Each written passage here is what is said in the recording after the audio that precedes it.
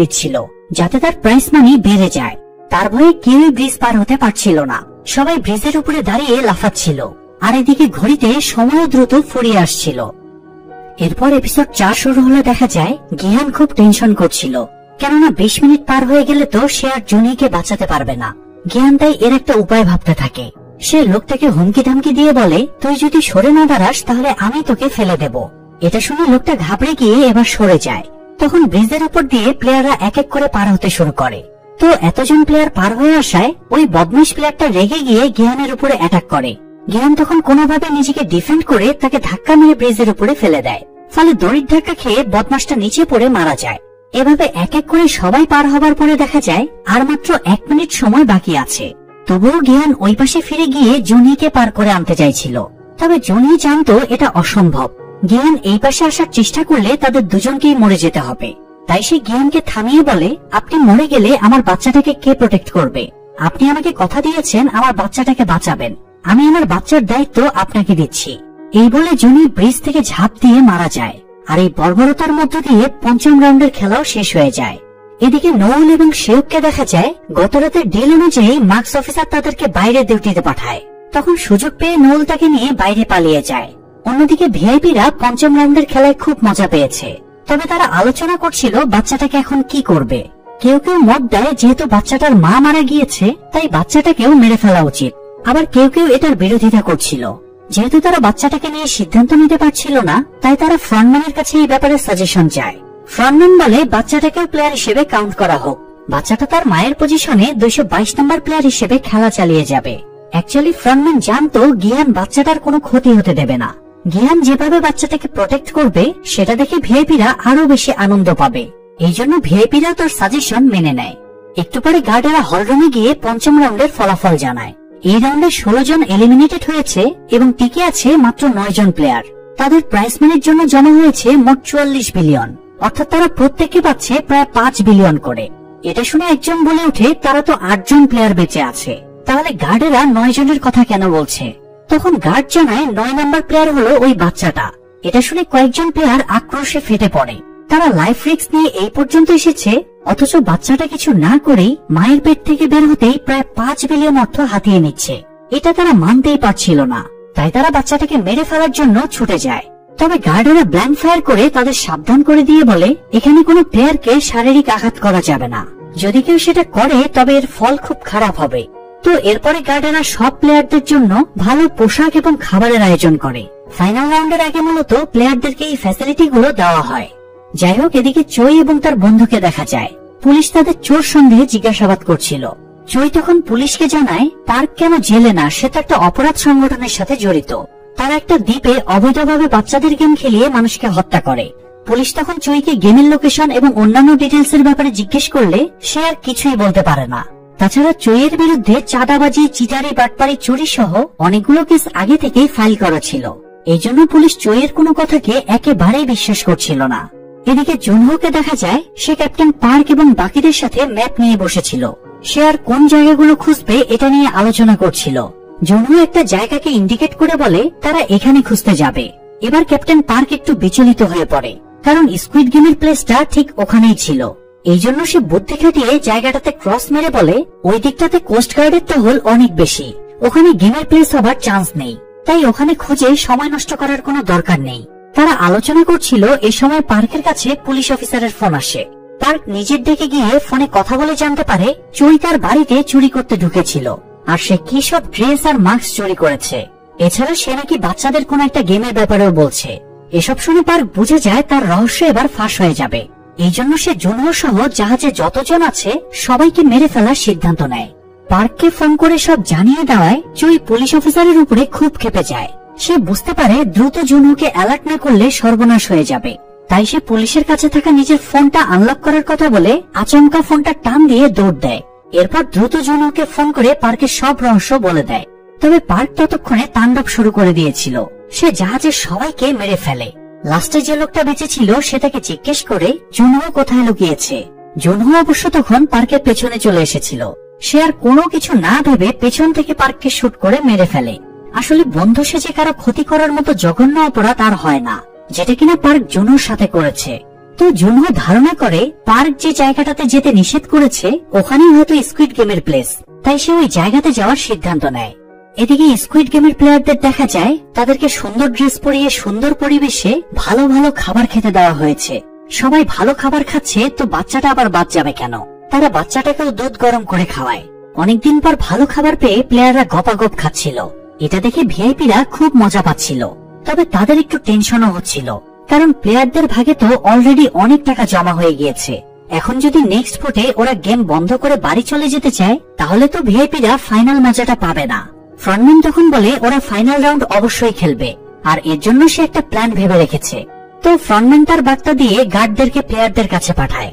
গার্ডেরা জানায় নেক্সট রাউন্ডে কি এলিমিনেটেড হবে সেটার ব্যাপারে প্লেয়াররাই সিদ্ধান্ত নেবে, এখানে বাইরের কেউ হস্তক্ষেপ করবে না। নেক্সট গেমে তাদের ভেতর থেকে মিনিমাম 3 জন এলিমিনেটেড হলেই বাকিদেরকে উইনার হিসেবে ঘোষণা করা হবে। তবে তারা চাইলে 3 জনের বেশি প্লেয়ারকেও এলিমিনেটেড করতে পারবে, এতে তাদের প্রাইজ মানিটাও বেড়ে যাবে। গার্ডদের কথা শুনে প্লেয়ারদের মধ্যে উত্তেজনা বেড়ে যায়। তারা ভাবে এবার তো তাদের জন্য জেতাটা খুবই সহজ। এই জন্য ভোট শুরু হলে দেখা যায় গিয়ান বাদে সবাই গেমের পক্ষে ভোট দেয়। এরপরে ফাইনাল রাউন্ডের আনন্দে সবাই সেই রাতটা সেলিব্রেশন করে। অন্যদিকে নোয়েলকে দেখা যায় সে শিওককে নিয়ে স্পিড বোটে করে পালাচ্ছিল। তখন তার কাছে মার্কস অফিসারের ফোন আসে। মার্কস অফিসার বলে তুমি ওই প্লেয়ারটাকে নিয়ে বেশি দূর পালিয়ে যেতে পারবে না, তাই তোমাদের জন্য ফিরে আসাটাই বেটার হবে। নোয়েল তখন তার কথায় পাত্তা না দিলে সে প্লেয়ার ডাটাবেস চেক করে বলে আমি জানি ওই প্লেয়ারটা এখন কোথায় যাবে। শিওকের মেয়ে ইয়ান ক্যান্সার হাসপাতালের 4104 নম্বর রুমে ভর্তি আছে, তাই ও যেখানেই পালাক না কেন আমাদের হাতে ঠিকই ধরা পড়ে যাবে। এটা শোনার পর নোয়েল বুঝতে পারে এদের কাছ থেকে পালাতে হলে আগে ওদের স্টোরেজ করে রাখা সমস্ত ডেটা ধ্বংস করতে হবে, তা না হলে তারা যেখানেই পালাক না কেন ওরা খুঁজে বের করে ফেলবে। আসলে নোয়েল যে কোনো মূল্যে শিওককে বাঁচাতে চাইছিল, কারণ শিওকের মেয়ে ইয়ানকে দেখে নোয়েলের নিজের মেয়ের কথা মনে পড়ত, তাই তার প্রতি তার একটা আলাদা মায়া জন্মেছিল। তাছাড়া শিওক ছাড়া তো ইয়ানকে দেখাশোনার আর কেউই নেই। তো নোয়েল এখন চাইছিল পালানোর আগে সে স্কুইড গেমের সমস্ত ডেটাবেস নষ্ট করে দেবে। এই জন্য সে শিওককে ট্রলার নিয়ে পালিয়ে যেতে বলে, আর সে নিজে আবারও স্কুইড গেমের প্লেসে চলে যায় এবং পেছনের এক্সজস্ট ফ্যানের ভেতর দিয়ে ভেতরে ঢোকে। এদিকে প্লেয়ারদেরকে দেখা যায় ওরা যুক্তি পরামর্শ করছিল ফাইনাল রাউন্ডে কাদেরকে এলিমিনেট করা হবে। আলোচনার পরে তারা সিদ্ধান্ত নেয় তারা গিহান, নিনশু এবং বাচ্চাটাকে এলিমিনেট করে দেবে, আর বাকিরা উইনিং মানি নিয়ে বাড়ি ফিরে যাবে। গিহান অবশ্য দূর থেকে তাদের প্ল্যান বুঝতে পারছিল, তাই রাতে সে না ঘুমিয়ে বসেছিল যাতে কেউ বাচ্চাটার কোনো ক্ষতি না করে। এ সময় থেকে ফ্রন্টম্যান ডেকে পাঠায়। ফ্রন্টম্যানের কাছে গেলে সে গিহানকে একটা প্রস্তাব দেয়। ফ্রন্টম্যান গিহানের সামনে একটা ছুরি রেখে বলে নেক্সট রাউন্ডে লোকগুলো একজোট হয়ে তোমাকে এবং বাচ্চাটাকে মেরে ফেলবে, তাই যদি বাচ্চাটাকে বাঁচাতে চাও তাহলে এখন ওই লোকগুলোকে মেরে ফেলো। ওরা প্রচুর মদ খেয়ে ঘুমাচ্ছে, তাই একজন একজন করে গলা কেটে দিলে কেউই টের পাবে না। আর তখন গেমের রুলস অনুযায়ী ফাইনাল রাউন্ডে না খেলেই তুমি টাকা আর বাচ্চাটাকে নিয়ে চলে যেতে পারবে। গিহান অবাক হয়ে জিজ্ঞেস করে আপনি কেন আমাদের জন্য চিন্তা করছেন? আপনার জন্যই তো বাচ্চাটা এখন বিপদে আছে। ফ্রন্টম্যান বলে সে গিহান এবং বাচ্চাটাকে বাঁচাতে চাইছে। এই বলে সে নিজের মাস্কটা সরিয়ে ফেলে। গিহান যখন দেখতে পারে ইনহুই আসল ফ্রন্টম্যান, তখন সে রেগে যায় আর এক ঝটকায় ছুরিটা হাতে তুলে নেয়। ফ্রন্টম্যান তখন বলে এখানে আমি আর তুমি ছাড়া কেউই নেই, তুমি চাইলে আমাকে মারতে পারো, কিন্তু এতে কিছুই যায় আসবে না। আমি মরে গেলে ওরা অন্য কাউকে ফ্রন্টম্যান হিসেবে নিয়োগ দেবে, আর গেমটাও আগের মতোই চলতে থাকবে। তোমার পক্ষে এই গেম বন্ধ করা সম্ভব না, তাই আমি যা বলছি সেটা করে এখান থেকে চলে যাও। আমি নিজেই তোমাদের বাড়ি ফিরে যাওয়ার ব্যবস্থা করে দেব। গিহান ফ্রন্টম্যানের কথার কোনো উত্তর না দিয়ে ছুরিটা নিয়ে আবার হল রুমে ফিরে আসে। এপিসোড 5 শুরু হলে দেখা যায় গিহান রুমে গিয়ে বাচ্চাটার দিকে এক নজরে তাকিয়ে ভাবে ফ্রন্টম্যান যেটা বলেছে সেটা করাই বেটার হবে। এই জন্য সে ছুরি হাতে একজনকে মারার জন্য তার বেডের পাশে গিয়ে দাঁড়ায়। গিহানের সিচুয়েশন দেখে ফ্রন্টম্যান ইনহুর তখন নিজের স্মৃতিগুলো মনে পড়ে। ফ্ল্যাশব্যাকে দেখা যায় ফ্রন্টম্যান যেবার স্কুইড গেমে পার্টিসিপেট করেছিল সেইবার তারও সেম সিচুয়েশন হয়েছিল। ফাইনাল রাউন্ডের আগে তখনকার হোস্ট ইনহুকে ডেকে সেম অফার দিয়েছিল। তখন ইনহু সব প্লেয়ারদের হত্যা করে উইনার হয়ে গিয়েছিল। তবে গিহান তো তার মতো না, এবং ঘটেও ঠিক তাই। লোকটার গলা কাটার আগে লাস্ট মুহূর্তে গিহানের মনে হয় এটা অনুচিত হচ্ছে, তাই সে কাউকে হত্যা না করে নিজের জায়গায় ফিরে যায়। এদিকে নোয়েলকে দেখা যায় সে ভেন্টিলেটর চেম্বার দিয়ে খুব সাবধানে মার্কস অফিসারের রুমে ঢুকে পড়ে। এরপরে মার্কস অফিসারকে গান পয়েন্টে রেখে শিওকের সমস্ত ডেটা ডিলিট করায়। যেটা ডিলিট হয়ে গেলেও যেহেতু মার্কস অফিসার শিওকের ব্যাপারে জেনে গিয়েছিল, তাই নোয়েল তাকেও মেরে ফেলতে চায়। তবে সেই মুহূর্তে মার্কস অফিসার জানায় উপরে ফ্রন্টম্যানের আর্কাইভ আছে, সেখানে সব প্লেয়ার এবং স্টাফের ডেটার হার্ড কপি রাখা আছে। হার্ড কপি নষ্ট না করলে সেখান থেকে আবারও সব ডেটা রিস্টোর করা যাবে। এটা শুনে নোল মার্কস অফিসারকে গান পয়েন্টে রেখে আর্কাইভে নিয়ে যেতে বলে, কিন্তু লিফটে উঠে মার্কস অফিসার আচমকা তার সাথে হাতাহাতি শুরু করে। আর্কাইভে পৌঁছানোর পরেও তাদের ফাইট চলতে থাকে। মার্কস অফিসার যেহেতু শারীরিকভাবে বেশি স্ট্রং ছিল, তাই সে এক পর্যায়ে নোলকে ডিফেন্ড করে তার পেটে চাকু ঢুকিয়ে দেয়। এ সময় ওয়াকিটকিতে সিগন্যাল আসায় মার্কস অফিসার ফোনটা রিসিভ করতে গেলে এই সুযোগে নোল শেষরিয়ে লিফট পর্যন্ত চলে যায়, কারণ এলিভেটরের ভেতর সে রাইফেলটা ফেলে এসেছিল। নোল রাইফেলটা হাতে নিয়েই মার্কস অফিসারকে গুলি করে মেরে ফেলে। এদিকে প্লেয়ারদেরকে আমরা ফাইনাল রাউন্ডের জন্য প্লেগ্রাউন্ডে যেতে দেখি। এবারের গেমের নাম হলো স্কাই স্কুইড গেম।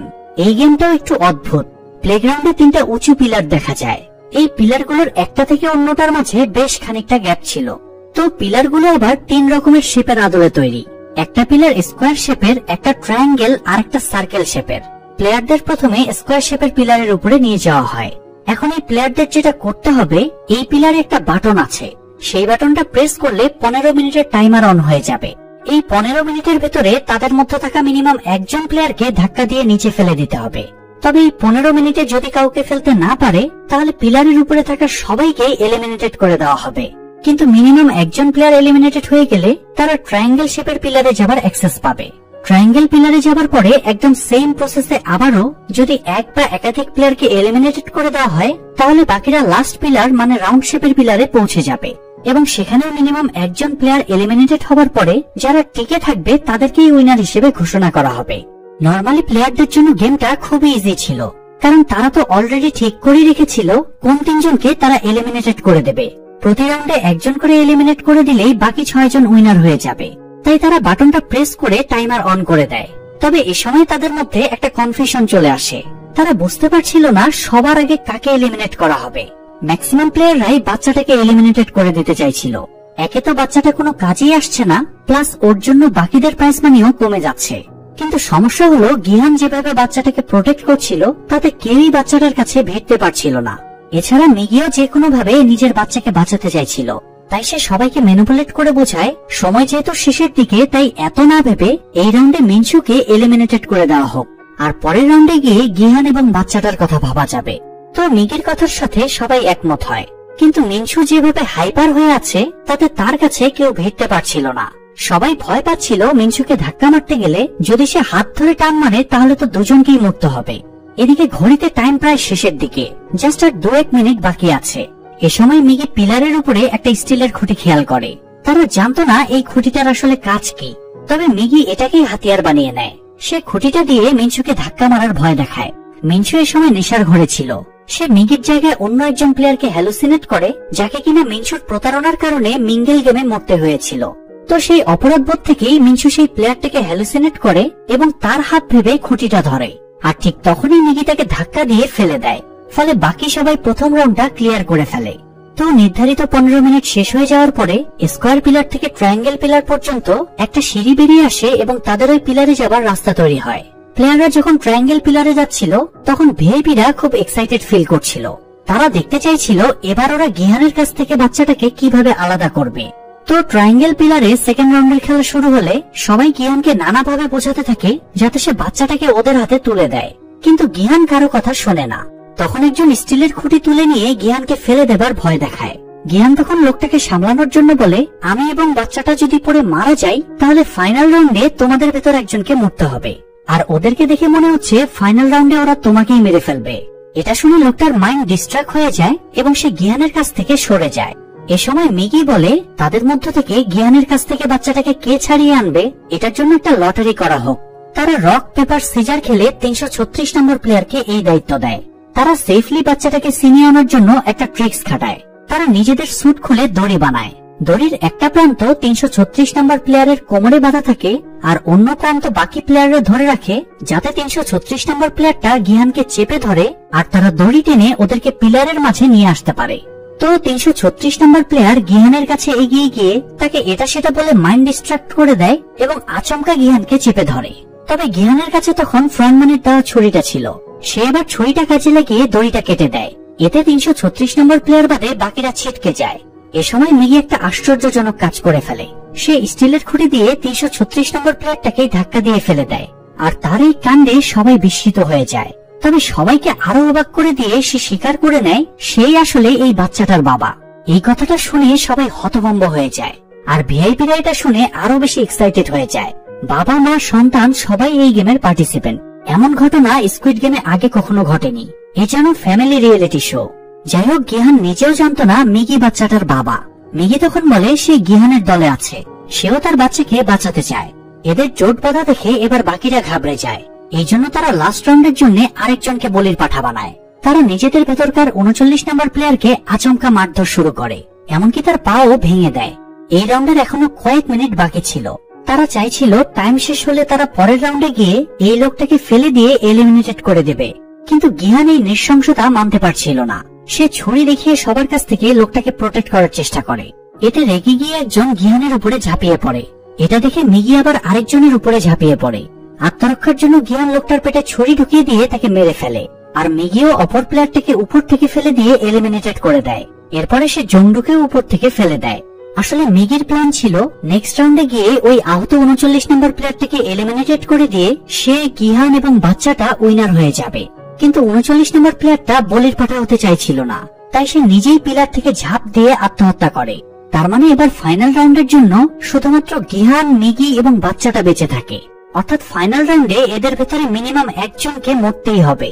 অন্যদিকে শিওককে দেখা যায় সে পালিয়ে যাচ্ছিল, তখন তাকে স্কুইড গেমের কিছু গার্ড তাড়া করে। তারা অনবরত গুলি চালিয়ে শিওককে ধরে ফেলে, তবে তাকে মেরে ফেলার আগেই সেখানে ডিটেকটিভ জুনহো এবং তার সহকর্মী পৌঁছে যায়। তারা সব গার্ডদের মেরে শিওককে বাঁচিয়ে নেয়। এপিসোড 6 মানে লাস্ট এপিসোডের শুরুতে দেখা যায় জুনহো শিওকের কাছ থেকে স্কুইড গেমের এক্সাক্ট লোকেশন জানতে পারে এবং সেখানে যাবার সিদ্ধান্ত নেয়। পাশাপাশি তারা কোস্ট গার্ডদেরকেও জানিয়ে দেয় যাতে তারা প্রয়োজনীয় ব্যাকআপ পায়। তো এদিকে নোয়েলকে দেখা যায় সে আর্কাইভ থেকে প্লেয়ারদের হার্ড কপি খুঁজে বের করে এবং আগুন জ্বালিয়ে পুড়িয়ে দেয়। আর্কাইভ থেকে বের হওয়ার সময় তার হঠাৎ গার্ডদের হার্ড কপিটা নজরে আসে। সে ফাইল থেকে নিজের ডেটাগুলো বের করে। স্কুইড গেমের কন্ট্রোলারদের কাছে যেহেতু সব ডেটাই থাকে, তাই এখানে নোয়েলেরও সমস্ত ডেটা ছিল। এমনকি নোয়েল জানতো না এমন ডেটাও সেখানে ছিল। যেমন নোয়েল জানতো না উত্তর কোরিয়া থেকে পালিয়ে আসার পরে তার স্বামী সন্তানের কি হয়েছিল। সে এই ফাইল থেকে জানতে পারে তার স্বামী ধরা পড়েছিল এবং তার বাচ্চাটাকে মেরে ফেলা হয়েছিল। এটা দেখে নোয়েল কাঁদতে শুরু করে এবং সব জ্বালিয়ে দেয়। অন্যদিকে দেখা যায় যেহেতু ট্রায়াঙ্গেল পিলারের খেলা শেষ, তাই এই পিলার থেকে সার্কেল পিলার পর্যন্ত সিঁড়ি বেরিয়ে আসে। মিগি প্রথমে সার্কেল পিলারে চলে যায়। মিগি পৌঁছানোর পরে সে গিহানকে সিঁড়িতে উঠতে বাধা দেয়। স্টিলের খুঁটিটা দিয়ে সে গিহানের পথ আটকে বলে, বাচ্চাটাকে সিঁড়ির উপরে রেখে তুমি পিছনে চলে যাও। গিহান বিস্মিত হয়ে জিজ্ঞেস করে মিগি ভেবে চিন্তে কথাটা বলছে কিনা, কারণ আগামী 5 মিনিটের ভিতরে ফাইনাল রাউন্ডের খেলা শুরু হবে। গিহান যদি 5 মিনিটের ভিতরে সার্কেল পিলারে না যায় তাহলে সে অটোমেটিক এলিমিনেটেড হয়ে যাবে। তখন ফাইনাল রাউন্ডে শুধুমাত্র মিগি আর বাচ্চাটা টিকে থাকবে। তার মানে মিগি তখন বাচ্চাটাকে ফেলে দিয়ে নিজে উইনার হয়ে সব টাকা নিয়ে চলে যাবে। গিহান ভাবতেও পারছে না বাচ্চার বাবা হয়েও কেউ এত নিষ্ঠুর হতে পারে। গিহান তখন বাচ্চাটাকে বাঁচানোর জন্য মিকিকে বলে, আমাকে সার্কেল পিলারে আসতে দাও, ফাইনাল রাউন্ডে আমি নিজেই নিজেকে স্যাক্রিফাইস করব, তখন তুমি আর তোমার বাচ্চা উইনার হয়ে টাকা নিয়ে চলে যেও। কিন্তু মিগি তার কথা শোনে না। এত কিছুর পরেও সে গিহানকে বিশ্বাস করছিল না। গিহান বলে মিগি যদি তাকে সার্কেল পিলারে না যেতে দেয় তাহলে সে বাচ্চাটাকে নিয়ে ট্রায়াঙ্গেল পিলারেই থেকে যাবে। তখন নিয়ম অনুযায়ী কিন্তু মিগিকেও মরতে হবে। এটা শুনে মিগি আরো ক্ষেপে যায়। অন্যের বাচ্চার জন্য গিহানের এত চিন্তা দেখে সে গিহান আর জুনিকে জড়িয়ে আজে বাজে কথা বলে। তবে এক পর্যায়ে বাচ্চাটাকে বাঁচানোর জন্য গিহান বাচ্চাটাকে সিঁড়ির উপরে রেখে পেছনে সরে যায়, আর মিগি খুঁটির মাধ্যমে বাচ্চাটাকে তুলে সার্কেল পিলারে নিয়ে আসে। এদিকে টাইম শেষ হয়ে যাওয়ায় 2 পিলারের মাঝখানে সিঁড়িটা বন্ধ হয়ে যাচ্ছিল। তবে লাস্ট মুহূর্তে গিহান আচমকা লাফ দিয়ে সার্কেল পিলারে চলে আসে। সে মিগিকে বলে মিগি আসলে এই বাচ্চাটার বাবা হওয়ার যোগ্য না। এরপর দুজনের মধ্যে ফাইট শুরু হয়ে যায়। এক পর্যায়ে মারামারিতে না পেরে মিগি বাচ্চাটাকে ঢাল হিসেবে ইউজ করে। সে বাচ্চাটাকে পিলারের কার্নিশে নিয়ে গিয়ে নিচে ফেলে দেওয়ার থ্রেট দেয়। তখন বাচ্চাটাকে বাঁচাতে গিহান নিজের কাছে থাকা ছুরিটা ফেলে দেয়। এই সুযোগে ছুরিটা তুলে নিয়ে মিগি গিহানের উপরে অ্যাটাক করে। ফাইটের এক পর্যায়ে দুজনেই পিলার থেকে পড়ে যায়। তবে গিহান পিলারের একটা রড চেপে ধরে আর মিগি গিহানের স্যুটটা চেপে ধরে, কিন্তু স্যুটটা মিগির ভার রাখতে না পারায় ফাইনালি সে নিচে পড়ে গিয়ে মারা যায়। গেমটা কিন্তু এখানে সুন্দরভাবে শেষ হয়ে যেতে পারত, কিন্তু ভাগ্য কখনো কখনো কঠিন বাস্তবতার মধ্যে ফেলে দেয়। গেমের রুলস অনুযায়ী খেলা শুরুর আগে একটা বাটন প্রেস করতে হয়, এতে টাইমার আউট হয়ে যায় এবং সেই টাইমের ভেতরে খেলাটা শেষ করতে হয়। কিন্তু সার্কেল পিলারে আসার পরে তারা কেউই বাটনটা প্রেস করেনি। এই জন্য মেঘের এলিমিনেটেড হয়ে যাওয়াটা গেমের অংশ হিসেবে বিবেচ্য হবে না। অর্থাৎ এখন গিহান অথবা বাচ্চাটার ভেতরে একজনকে মরতে হবে, তাহলে গেমটা কমপ্লিট হবে, আর তা না হলে নিয়ম অনুযায়ী দুজনকেই মেরে ফেলা হবে। তো এখন আর কি করার, গিহান উঠে গিয়ে বাটনটা প্রেস করে এবং বাচ্চাটাকে কোলে নিয়ে পিলারের কার্নিশে গিয়ে দাঁড়ায়। ভিআইপিরা এই দৃশ্য দেখে খুব এক্সাইটমেন্ট ফিল করছিল, কারণ এর আগে কেউ 2 বার স্কুইড গেমের উইনার হতে পারেনি। তাই গিহান বাচ্চাটাকে ফেলে দিয়ে উইনার হয়ে গেলে স্কুইড গেমের নতুন ইতিহাস সৃষ্টি হয়ে যাবে। কিন্তু গিহান তো অন্যদের মতো না, সে সবাইকে চমকে দিয়ে বাচ্চাটাকে পিলারের উপরে রেখে নিজে কার্নিশের উপরে দাঁড়ায়। এরপরে ভিআইপিদের উদ্দেশ্য করে বলে, আমরা রেসের ঘোড়া না, আমরা হলাম মানুষ। কথাটা বলেই সে পিলার থেকে ঝাঁপ দিয়ে নিজেকে স্যাক্রিফাইস করে। গিহানের বিবেক এবং মনুষ্যত্বের অহংকারের কাছে ফ্রন্টম্যান এবং ভিআইপিদের মাথা নিচু হয়ে যায়। এদিকে নৌলো তখন আর্কাইভে বসে খেলাটা দেখছিল। সে ঠিক করে রেখেছিল গিহান বাচ্চাটাকে মেরে ফেলা মাত্র সেও নিজেকে গুলি করে সুইসাইড করবে, কিন্তু গিহানের এই ত্যাগ তাকে নতুন করে বাঁচার অনুপ্রেরণা দেয়। তাই সে সুইসাইডের চিন্তা বাদ দিয়ে বাইরে বেরিয়ে যায়। এদিকে ফ্রন্টম্যানকে দেখা যায় সে রাডার সিস্টেমে দেখতে পায় কোস্টগার্ড তাদের লোকেশনের দিকে এগিয়ে আসছে। এই জন্য সে অ্যালার্ম বাজিয়ে সবাইকে পালিয়ে যাওয়ার নির্দেশ দেয়। পাশাপাশি কোস্টগার্ড এসে যাতে কোনো প্রমাণ না পায় এই জন্য সে এখানকার সব টাইমার বোমাগুলো অ্যাক্টিভ করে দেয়। জুনহো অবশ্য সুইমিং স্যুট পরে সাঁতরে স্কুইড গেমের প্লেসে চলে এসেছিল। সে সিঁড়ি বেয়ে ভেতরে ঢোকার সময় টাইম বোমগুলো দেখতে পায়। অন্যদিকে ফ্রন্টম্যানকে দেখা যায় সে গিহানের লাশটাকে এক নজর দেখে লিফটে চড়ে পিলারে উঠে যায়। এরপরে বাচ্চাটাকে কোলে তুলে নেয়। জুনহো এই সময় ফ্রন্টম্যানকে দেখতে পেয়ে গুলি চালিয়ে তাকে অ্যালার্ট করে দেয়, তবে ফ্রন্টম্যান তাকে গুরুত্ব দেয় না। জুনহো ফ্রন্টম্যানকে গান পয়েন্টে রাখলেও শেষ পর্যন্ত নিজের ভাইকে আর গুলি চালাতে পারে না। ফ্রন্টম্যান বাচ্চাটাকে নিয়ে চলে যায়। এদিকে নোলকেও দেখা যায় সে গার্ডের ছদ্মবেশে বাইরে বেরিয়ে আসে। কিছুক্ষণ পর জুনহো বেরিয়ে আসে। সে পেছনে ঘুরে দেখতে পায় ব্লাস্ট হয়ে স্কুইড গেমের প্লেসটা ধ্বংস হয়ে গিয়েছে। এরপরে কেটে যায় 6 মাস। আমরা শিয়ককে দেখতে পাই সে ফিরে এসে আবারও পুরনো স্কেচ আর্ট শুরু করেছে। এখানে নোলকেও দেখতে পাই সে শিয়কের সামনে বসেছিল আর শিয়ক তার স্কেচ আঁকছিল। অ্যাকচুয়ালি নোল তার খোঁজ খবর নিতেই সেখানে গিয়েছিল। ইন্টারেস্টিং ব্যাপার হলো শিয়ক কিন্তু এখনো জানে না নোলই তাকে স্কুইড গেম থেকে বেঁচে ফিরতে সাহায্য করেছে, কেননা ওখানে তো নোল সবসময় গার্ডের মাস্ক পরে থাকতো, তাই সে কখনো নোলের ফেস দেখেনি।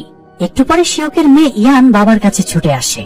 মেয়েটাকে সুস্থ রেখে নোলের বেশ ভালো লাগছিল, আর সে জাস্ট এটুকুই দেখতে চেয়েছিল। সে বাচ্চাটাকে একটা চকলেট দিয়ে নিজের গাড়িতে ফিরে যাচ্ছিল, তখন এজেন্সি থেকে তার কাছে দালালের ফোন আসে।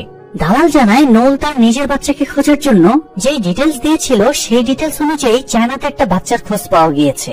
হতে পারে ওটাই নোলের মেয়ে। নোল তখন কোনো উত্তর না দিয়ে তার ফ্যামিলি ফটোটা দেখতে থাকে, কারণ সে তো শিওর হতে পারছিল না, যেহেতু সে নিজের ডাটাবেজে দেখেছিল তার মেয়ে মারা গিয়েছে। তবে এরপরও সে তখন এয়ারপোর্টে চলে যায়, কেননা সে চীনে গিয়ে একটা চান্স নিয়ে দেখতে চাইছিল দালালের বলা সেই বাচ্চাটা আসলেই তার মেয়ে কিনা। যাই হোক, এদিকে জুনহো বাড়ি ফিরে দেখে কেউ একজন জুনহের বাচ্চাটাকে সেখানে রেখে গিয়েছে। বাচ্চার সাথে একটা ছোট খামও রাখা ছিল। খামের ভেতর একটা উইনিং সংবর্ধনা কার্ড আর একটা ক্রেডিট কার্ড ছিল। সে দ্রুত ক্রেডিট কার্ডটা এটিএম বুথে ঢুকায়। বাচ্চাটার গায়ে যেহেতু 222 নম্বর জার্সি ছিল এবং সংবর্ধনা কার্ডেও 222 লেখা ছিল, তাই সে 022 পিন ইনপুট দিয়ে কার্ডের অ্যামাউন্ট দেখে চমকে ওঠে। বাচ্চাটার উইনিং এর 45 বিলিয়ন ওন এই অ্যাকাউন্টে জমা হয়ে গিয়েছে। সম্ভবত ফ্রন্টম্যান ইনহুই জুনহোর কাছে বাচ্চাটা এবং তার টাকাগুলো পাঠিয়েছিল, যাতে জুনহো বাচ্চাটাকে ভালোভাবে টেক কেয়ার করতে পারে। অন্যদিকে ফ্রন্টম্যান ইনহুকে দেখা যায় সে আমেরিকা গিয়েছে, কারণ সেখানে গিহানের মেয়ে তার মা এবং সৎ বাবার সাথে থাকতো। গিহানের তো নিজের মেয়ে ছাড়া আপন বলে আর কেউই বেঁচে ছিল না, তাই ইনহো মেয়েটাকে একটা বক্স দিয়ে জানায় তোমার বাবা মারা গিয়েছে, আর মারা যাওয়ার আগে এগুলো তোমাকে দিতে বলেছে। এই বলে ইনহো চলে যায়। মেয়েটা তখন বক্সটা খুললে ভেতরে গিহানের স্কুইড গেমের জার্সিটা দেখা যায়। এছাড়া ছোট একটা খামের ভেতরে একটা ক্রেডিট কার্ডও রাখা ছিল। হতে পারে স্কুইড গেমের প্রথম সিজনে যে তার গিহানের অবশিষ্ট টাকাগুলোই ইনহো হয়তো ওই কার্ডের অ্যাকাউন্টে দিয়ে রেখেছে। যাই হোক, শেষ সিনে দেখা যায় ইনহো গাড়িতে করে যাচ্ছিল। তখন সে স্কুইড গেমের আমেরিকান একজন সেলসম্যানকে আরেকজন আমেরিকানের সাথে দাগজি খেলতে দেখতে পায়। সেই সেলসম্যান ইনহোকে দেখতে পেয়ে একটা মুচকি হাসি দেয়। তার মানে স্কুইড গেম এখন আর কোরিয়ার মধ্যে সীমাবদ্ধ নেই, বরং এটা এখন আমেরিকাতেও পৌঁছে গিয়েছে। আর এরকম একটা বড় সড়ো সাসপেন্স রেখে স্কুইড গেমের সিজন 3 এখানেই শেষ হয়ে যায়। প্রিয় দর্শক, আশা করি সিরিজটা আপনাদের কাছে অনেক ভালো লেগেছে। তাই ভিডিওটাতে সবাই একটা লাইক দিন এবং এরপরে কোন সিরিজটা দেখতে চান সেটা কমেন্ট করুন। আর কোরিয়ান স্কুইড গেমের হয়তো আর কোনো সিজন আসবে না, তবে আমেরিকান সিরিজ হিসেবে স্কুইড গেমের আমেরিকান ভার্সন আসার সম্ভাবনা আছে। সেক্ষেত্রে কখনো রিলিজ হলে অবশ্যই সেটা এক্সপ্লেন করব। যাই হোক, পরবর্তী মুভি ও সিরিজ দেখার জন্য চ্যানেলটা সাবস্ক্রাইব করে বেল বাটনটা অল প্রেস করে রাখুন। দেখা হচ্ছে পরের ভিডিওতে। আল্লাহ হাফেজ।